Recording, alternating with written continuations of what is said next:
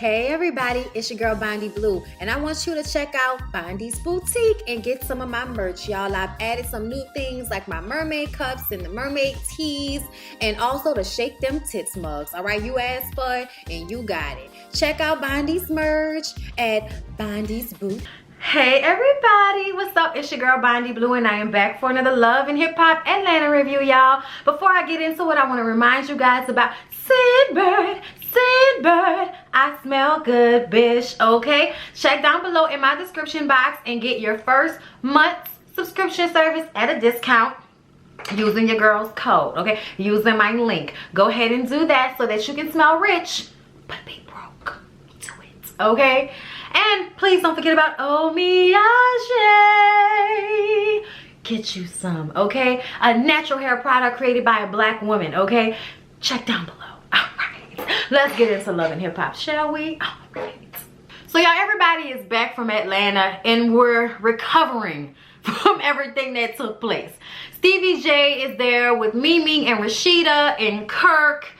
And I forgot who else. I think that might have been it, but probably not. Oh, was Carly there? I can't remember. Somebody else was there, y'all, but it's everybody, okay? And Mimi says, Pooh starts throwing out dirty sheets, saying that Carly shitted on the sheets. Then there were diapers. It was just a lot. I'm like, yes, Mimi, it was. They also discussed Spikes and how she just wrapped up her colorism storyline. Everyone's happy that it's over now. But now it's time for Rashida to start back the storyline with her and Kirk and Jasmine, and how there's been some communication that she did not know about. And now Jasmine is online posting about how she's out here doing everything for herself with her son, but then there's some criticism of her mothering. And what she mean is Kirk and Rashida ain't really doing nothing for the fucking baby, but got something to say about her mothering skills, and that's some bullshit. Now, yes, getting online was not the best way to handle it, but when you can't talk to the man forthright because he's too scared to answer text messages because his wife gonna be mad, I mean, it's a fucked up shit show of a situation. Why stop acting like that now? I mean, I'm just not mad at Jasmine because I'm tired of Rashida and Kirk with this bullshit, and I'm specifically getting annoyed with Rashida. I understand that this is hard for you, but at the end of the day, Cannon is not at fault.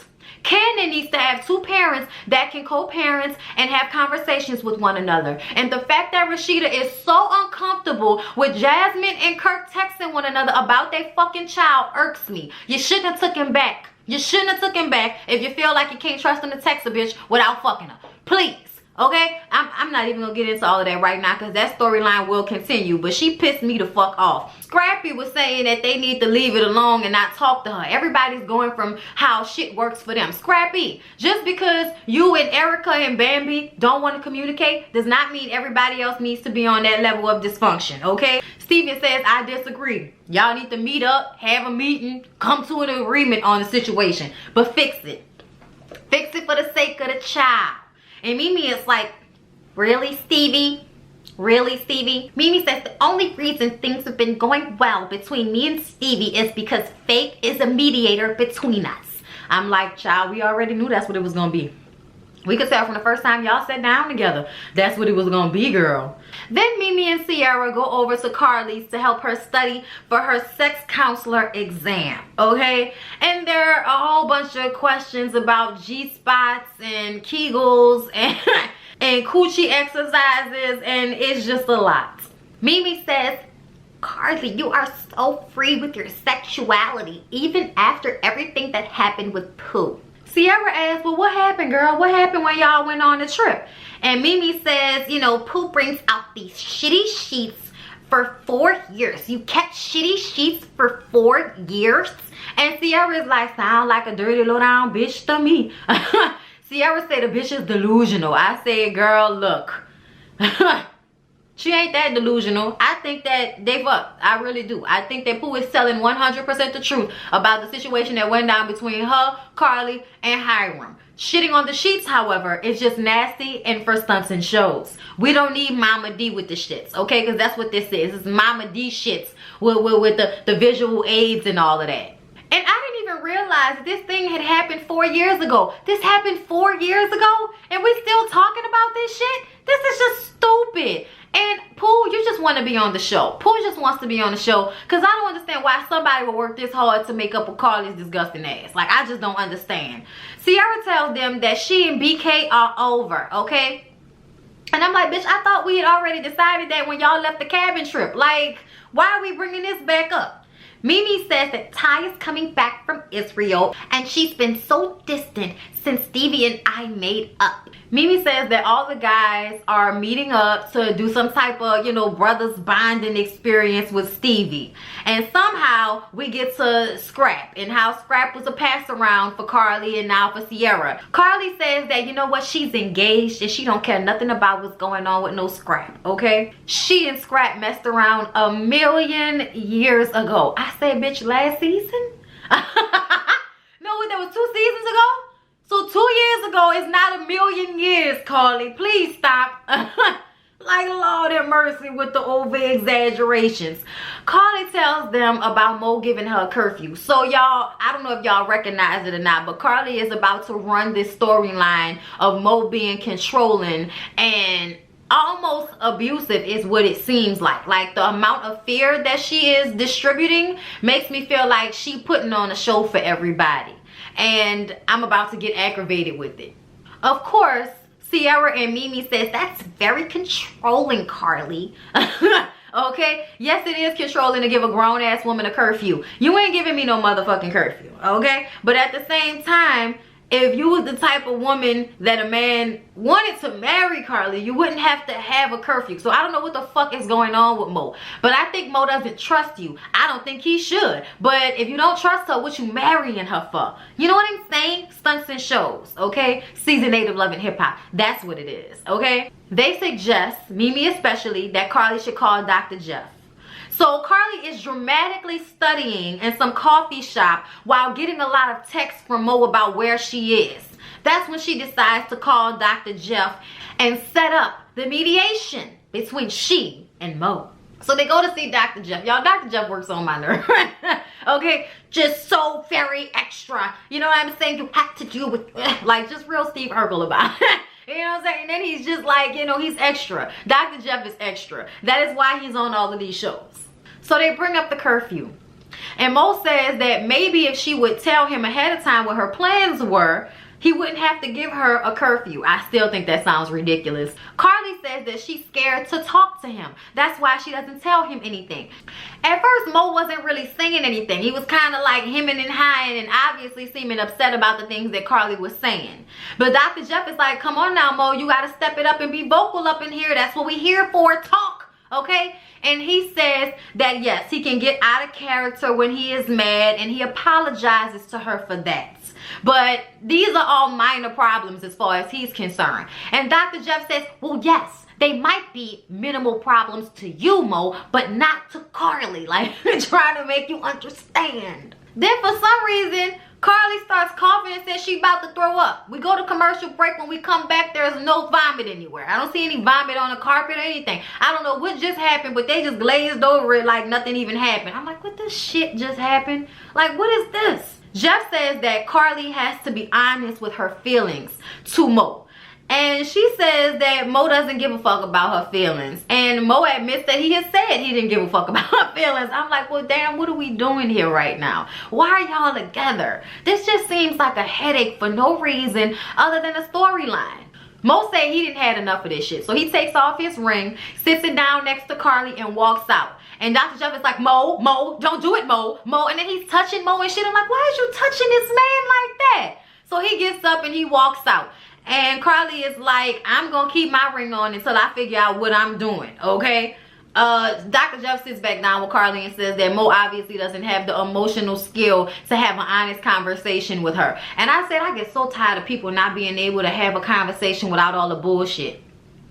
If I'm expressing to you how I feel, instead of feeling like it's an affront on your character, listen to what I'm saying. Especially when you admitting that you do the shit. So even though Carly works on my nerves, I think her and Mo need to call it quits. This ain't gonna work, okay? Let it the fuck go. I'm over it. I'm tired of it. I also feel like I don't know what's going on behind closed doors with Mo and Carly, but it feels like Carly is using very specific situations to make Mo seem like he's some, you know, mean, on the cusp of being abusive guy.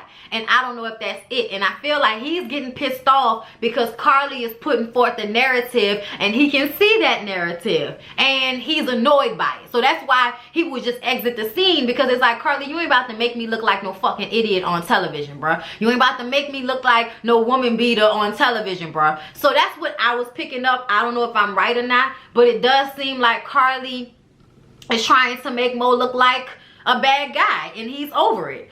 So y'all, BK, y'all, I don't know why Beijing BK popped up on Sierra's step, but he did, okay? He says that he still loves her and cares about her, and then he makes it about the dog. So he had a dog, Bailey, that he left at her house, and she told Mimi and them that they was gonna have to go to court over that dog because she was not giving him that dog back.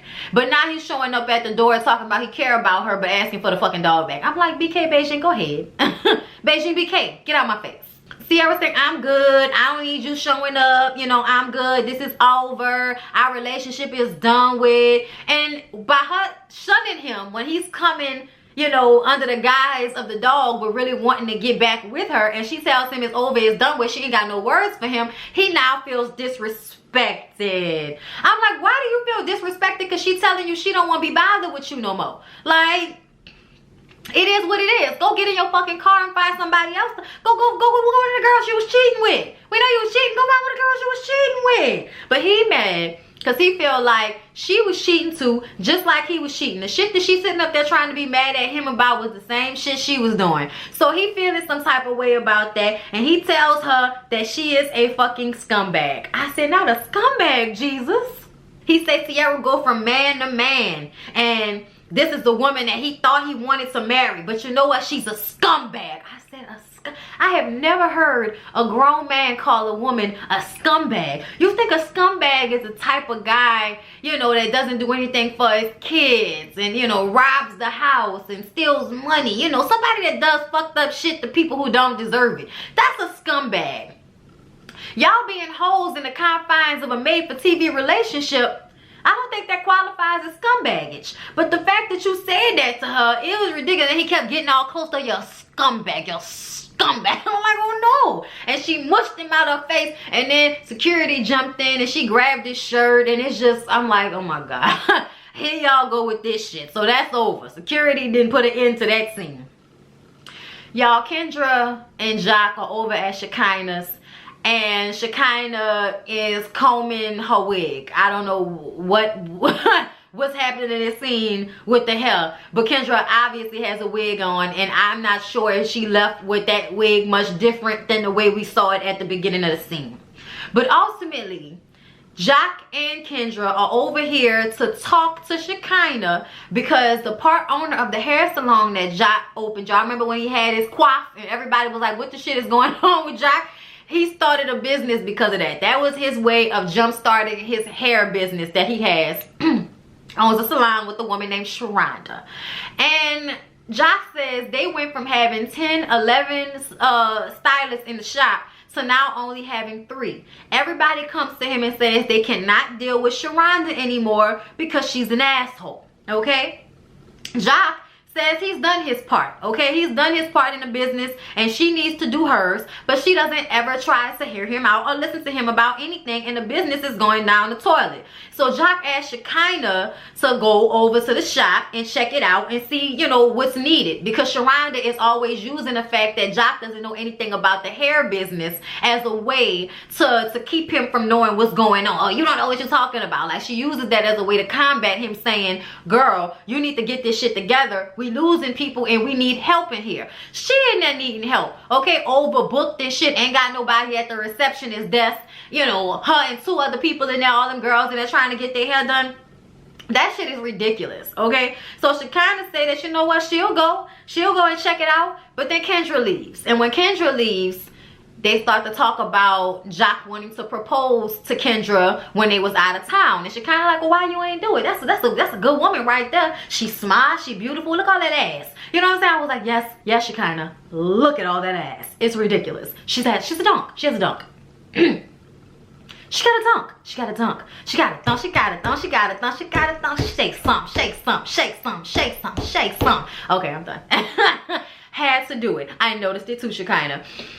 He says that at first he didn't want to propose to her because he found out about the not wanting to have kids thing. But ultimately, Jacques feels like he has never felt this way with any other woman. And it doesn't even matter anymore. He is definitely going to propose to Kendra. And Shekinah is like, good, because that's not a good enough reason. And you got to think about it from her standpoint, okay? You got to think about it from the woman's standpoint. She may not want to be another woman that you fuck, impregnate, and leave. Okay? And I understand that. Not wanting to be a baby mama don't mean we don't want to have no kids. I just don't want to be a baby mama. I want to be a wife with somebody that I'm about to spend the rest of my life with. I'll make a family with somebody I'm about to spend the rest of my life with. But ain't nobody about to be popping out babies for a nigga who gonna be gone in 5 years. No. So Jacques goes over to the salon. And the energy is stank in there, y'all. The energy is stank. Jacques says it's not making money. Jacques says the shop is not making the money that it's supposed to be making, okay? So he walks in there and there are a lot of clients waiting. He like, so how long y'all been waiting in here? And they're like, oh, we've been waiting for a minute. She was like, well, I overbooked, okay? Leave them alone. They gonna wait. Let them wait. One of the girls, as soon as she heard that, got up and walked the fuck out, okay? And he like, bitch, I'm sorry, y'all, but in the business of doing hair, you have to have a better attitude than that. Nobody wants to go and get their hair done by somebody all the time who has a stink-ass attitude. That's the one thing I learned, and trust me, I know about having a hair salon, okay? And part of it is the relationships that you build with your clients, because once that relationship is solidified, they will follow you wherever you go, okay? So, in my experience, being an asshole to people does not ensure having a good clientele, especially when everybody is doing the same quick weave and lace front and all of this shit. Everybody doing this shit nowadays. The girls on YouTube doing it better than people in real life. So something tells me this is something that can be done by anybody for the most part. You know what I'm saying? Not anybody, because you know, doing hair takes a special hand. But I'm talking about real hair, not fake hair that y'all can just replace with some tracks, all right? But even then, I know some girls that, you know, upper echelon of installation on wigs and weaves. So not everybody can do it to its best capability. But everybody can attempt and get you to come to their shop because of some Instagram posts that they put up where the shit looked halfway decent. You know what I mean? It will behoove her to do better as it pertains to her business practices, especially if she has something to offer that is better than what the girls can offer on Instagram. I'm just saying. Sharonda said he need to stay up out of her situation and let her run it the way she want run it. And I'm just like, bitch, you working on my nerves, okay? She talking about don't go against your business partner and all of this. I'm like, I already don't like her. You need to buy her out, Jock. Buy her the fuck out and find you somebody. Next time, don't make them a partner. Make them a manager or some shit at the shop. And make them earn their way to becoming a partner in this business with you. But you need to find a way to buy her ass out. Because don't nobody need that. I don't know how you didn't know that she was fucked up like this. So y'all, Stevie sets up an outdoor challenge for all of the men. And you know, it's all, you know, all this outside stuff. And it looked fun. It looked like a good time to me. Something I definitely would have wanted to do. You know, and Kirk is struggling through it. Okay, him and his Adam's apple. You better step it up, Kirk. I can't stand you, Stevie. I love you though. Oh my God. Kirk said that he had no idea that he would be hanging from his nuts. Stevie starts bringing up all of the women that Scrap has been messing around with, y'all. They kind of intermingled scenes with the men with the women, okay? So that's what they were doing a lot of the time. But they got on Scrap because this was supposed to be for Scrap and his freedom. And they talk about all of the various women that Scrap has been fooling with ever since he got free. Monique came to visit. Then he messing with Tommy. Then he messing with Sierra. Then he was messing with Tiara. So it's a lot. And Scrap said, no, I'm free. He said, I'm free, all right? Then, of course, we got to talk about Carly and how she's been passed around amongst many of them. And she's engaged now. And I got to talk about that shit. I don't know why they're talking about Carly. Please move on. Jock says that Kendra makes him happier than any other woman he has ever been with. So he ain't worrying about Carly and her soul tucking or her ass licking while he's with Kendra, okay? Shekinah shows up to Jock's shop. And she tries to talk to the Sharonda girl, but she isn't here for it, okay? She kind of said, okay, well, look, I ain't got to talk to you. Who the next client? What you getting, baby? Okay, come back here. Where your towels at? I said, no, you ain't just gonna come in the shop and take over. I mean, this shit is so fake. For one reason, like, nobody would just walk into somebody's shop without knowing that they were coming and just, you know, get in a chair and start doing hair. Also, Shekinah, where were your tools, honey? Whose hair were you going to do? Where were the tools? The way she just put that towel over that girl. I said, what we doing? Okay, what is this about to be right now? Because you ain't got no tools. Shekinah wants to know where the receptionist is. And she said, oh, we don't need one right now. I said, Sharonda, you overbooking yourself. Yes, you do. Okay? After it's all said and done, Shekinah helps her. They clip some of the women out there. And Shekinah says that she understands that Sharonda needs some help around there. And when they sit down to talk, Sharonda says that Jock plays favoritism with the stylist. Sharonda basically kind of tap dances on, oh, Jock must be fucking with the stylist and that's why they're not here anymore. It's not my fault. And I'm like, that's bullshit. The way Sharonda came off from jump shit lets you know that them women probably didn't want to work with her no more. But now Shekinah is feeling like she needs to go back and take it to Jock to make sure, because it could be him. I think I see who it is. I think it's her.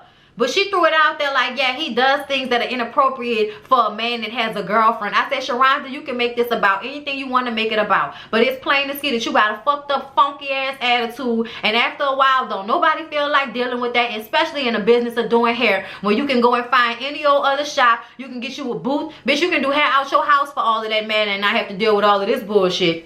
Jock is talking to the guys about this same situation as it's happening, because she kind of called him and was like, I can't deal with this bitch. She doing the most, okay? And Jock was like, please talk to her. Just please go back in there and talk to her. I got you, whatever you need. You know, this is a favor.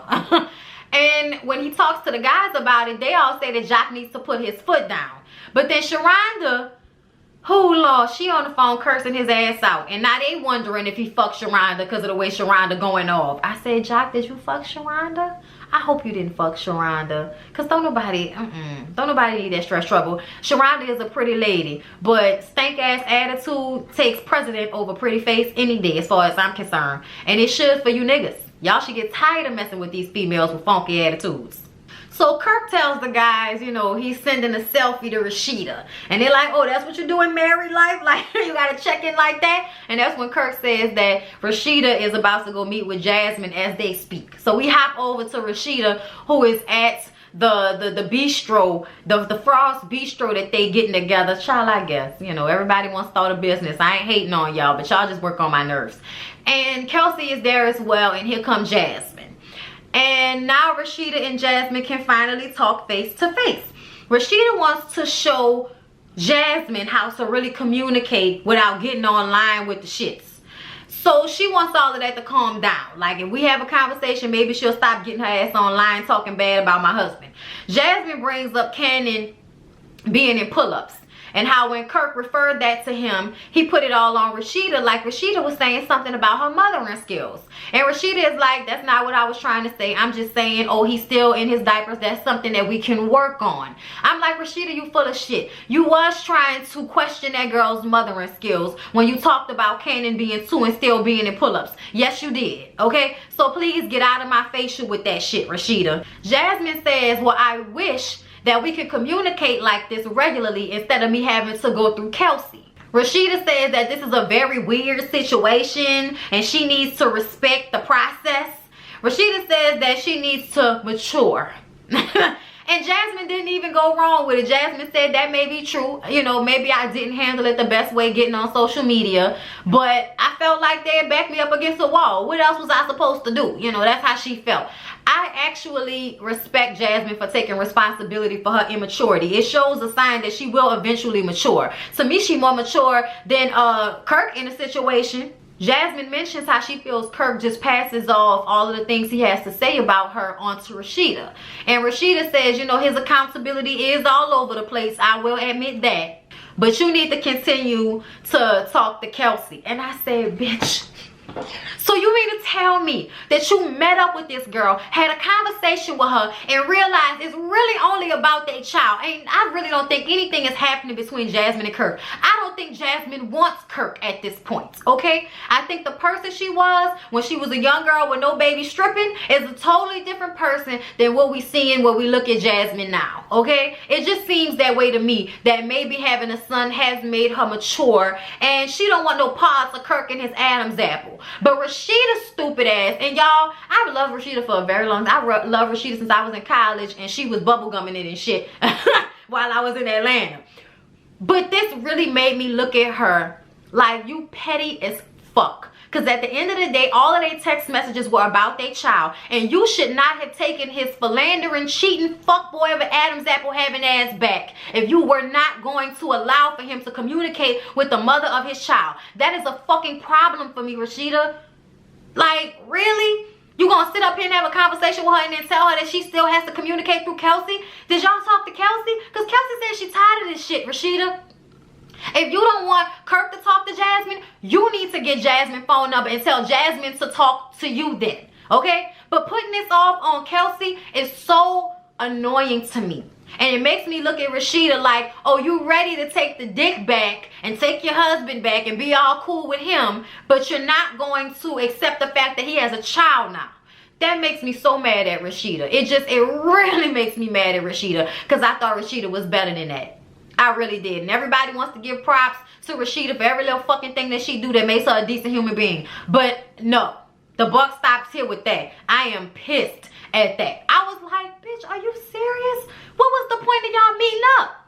What was the point of y'all meeting up if the conclusion was gonna still be the same? Rashida telling her to talk to Kelsey. I'm just over it.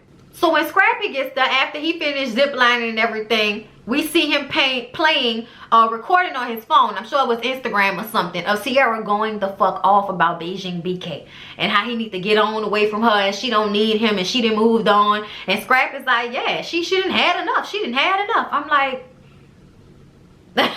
Nero, if you don't go somewhere with this. But they asked him, like, what's going on with you and her? And he was like, nah, man, we just friends. It ain't nothing like that. I was just testing the waters. Maybe I got too deep in. But you know what? Now all steps are calculated. Everybody damn so. I said I can't stand y'all, bro. Y'all, I noticed something. Scrap is one of them people that's cute sometimes and then ugly other times. Like, I was looking at him like, oh, you look cute from that angle. Oh, you don't look cute from that angle, though. But yeah, y'all, that's everything that went down on Love and Hip Hop Atlanta. I hope y'all enjoyed the review. This season has actually been good, y'all. I haven't been that disappointed in it. It's definitely getting me riled up, so that's good. Next season, please, can we have less Carly Red? I don't need all of this. Can we get some new people with some new storylines that can persist longer than 2 episodes, Mona? Like, I know it's hard and everything, but I need some new blood, something. Help us. I love you, though. See y'all in the next one.